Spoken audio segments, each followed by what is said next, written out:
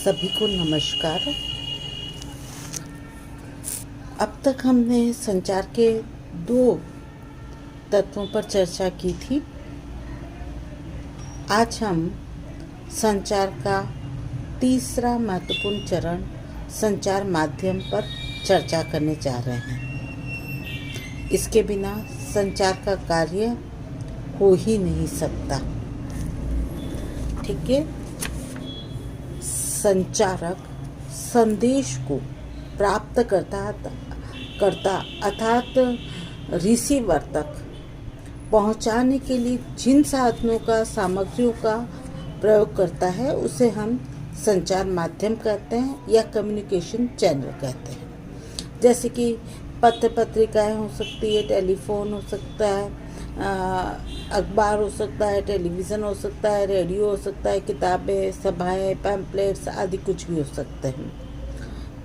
ये सभी जन माध्यम ही हैं जिनकी सहायता से संचारक जो है वह अपनी बात, अपने विचार, अपने तथ्य को रिसीवर अर्थात श्रोता तक पहुंचाता है।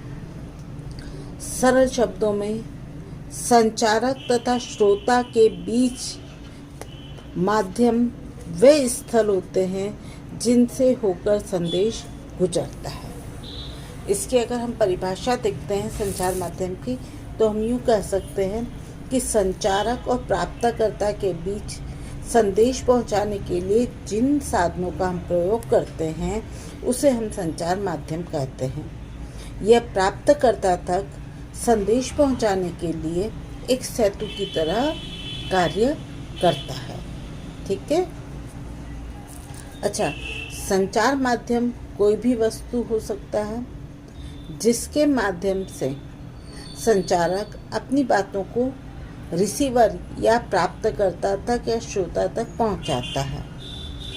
सरल शब्दों में संचार के लिए यह एक आवश्यक उपकरण होता है। ठीक है। अब हम देखते हैं कि संचार किस प्रकार से करें या संचार कितने तरह के हो सकते हैं।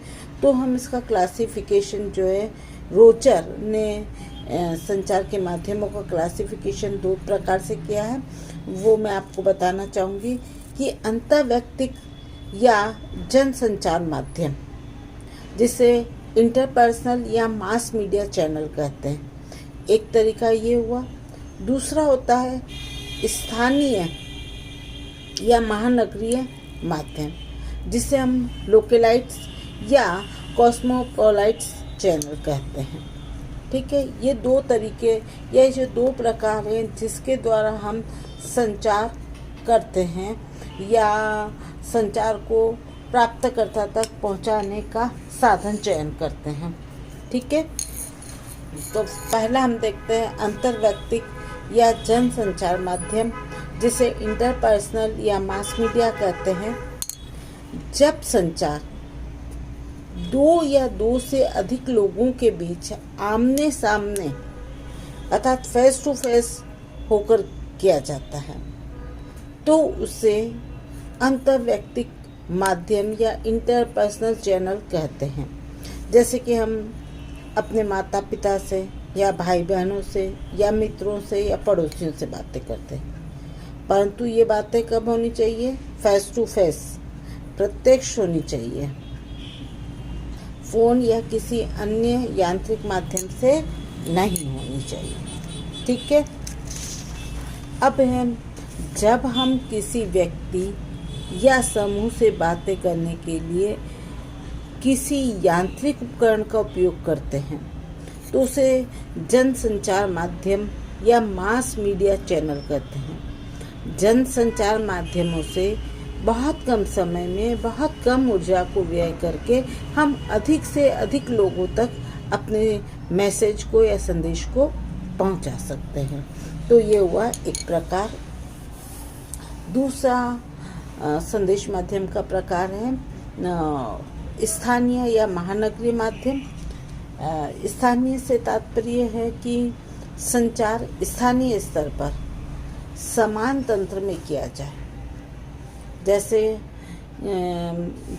या यूँ कह सकते हैं जिनके रीति रिवाज परंपराएं, संस्कृतियां, मूल्य, दर्शन सभी एक समान हो। यह एक ही सामाजिक तंत्र के भीतर होता है। फिर ये महानगरीय माध्यम से तात्पर्य है कि संचार अनेक संस्कृतियों में किया जाए तथा उनके लिए अनेक संचार साधनों का प्रयोग किया जाए तो वह कहलाता है महानगरीय माध्यम। तो ये दोनों प्रकार जो हैं, या हम संचार के दो तरीके हम देखे हमने। एक तो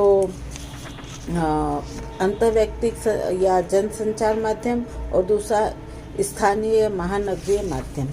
ठीक है, अब हम आते हैं कि संचार जो है उनकी अगर हम प्रकृति देखें तो प्रकृति के आधार पर हम संचार को कई प्रकार से बांट सकते हैं। जैसे कि स्थायित्व के आधार पर कि संदेश को हम कितने समय तक सुरक्षित रखा जा सकता है, जिसका प्रयोग प्राप्तकर्ता अपनी इच्छा अनुसार जब चाहे कर सकता है। दूसरा सहभागिता, श्रोताओं की सहभागिता को ध्यान में रखते हुए संचार माध्यम की प्रकृति को हम चुन सकते हैं। जैसे कि जन संचार माध्यम में लोगों की सहभागिता 90 या 99 से लेकर 20% तक भी हो सकती है, और व्यक्तिगत संपर्क में लोगों की सहभागिता अधिक होती है, उनके विचार हम जान सकते हैं। तीसरा गति, radio, television, internet, telephone, satellite, electronic माध्यमों की सबसे अधिक गति होती है, तो इसके आधार पर हम संचार को या अपने संदेश को तत्काल लोगों तक पहुंचा सकते हैं। फिर समय, स्थान आदि के अनुसार भी हम संदेश का चुनाव कर सकते हैं। जैसे छपित सामग्री है, अखबार, पत्र पत्रिकाएँ, किताबें आदि, ये क्या होता है, स्थान घेरने वाली होती है। इसी प्रकार रेडियो ब्रॉडकास्ट, टेलीफोन से वार्ता, सैटेलाइट आदि के समय होते हैं। वहीं आमने सामने की वार्ता हम जैसे खेत में भी कर सकते हैं, घर पे भी कर सकते हैं। तो इस आधार पर हम किस प्रकार के संदेश को हमें पहुंचाना है, संदेश की प्रकृति कैसी है और संचार माध्यम की प्रकृति कैसी है, उसके आधार पर हम संचार का चुनाव या संचार को हम बांट सकते हैं।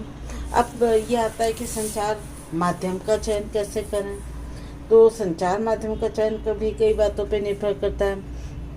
संचार का उद्देश्य क्या है, कितने लोगों तक ये संदेश पहुंचाना है, लोगों के व्यवहार, ज्ञान, मनोवृत्तियाँ और कौशल आदि में परिवर्तन लाने के लिए हमें किस प्रकार के संदेश देना है, संदेश की प्रकृति क्या है, इन सब बातों पर क्या होता है, संदेश निर्भर करता है। संचार माध्यम का चयन हमें काफ़ी सोच विचार कर करना चाहिए। जैसे कि यदि हम निरक्षर जनता को कुछ सिखाने के लिए लिखित सामग्री का प्रयोग करेंगे तो वह बेकार होगी, क्योंकि पढ़ने लिखने का ज्ञान उन्हें नहीं होता। उनके लिए श्रव्य दृश्य सामग्रियों का प्रयोग किया जाना चाहिए, क्योंकि वह उनके लिए अधिक लाभदायक होता है, साथ ही सस्ता और सुलभ भी होता है। तो इस प्रकार संचार माध्यम भी संचार क्रिया का या संचार का एक महत्वपूर्ण तत्व है। अब हम नेक्स्ट जो तत्व है जिसे हम रिसीवर या ग्रहणकर्ता कहते हैं, इसके बारे में कल चर्चा करेंगे। धन्यवाद।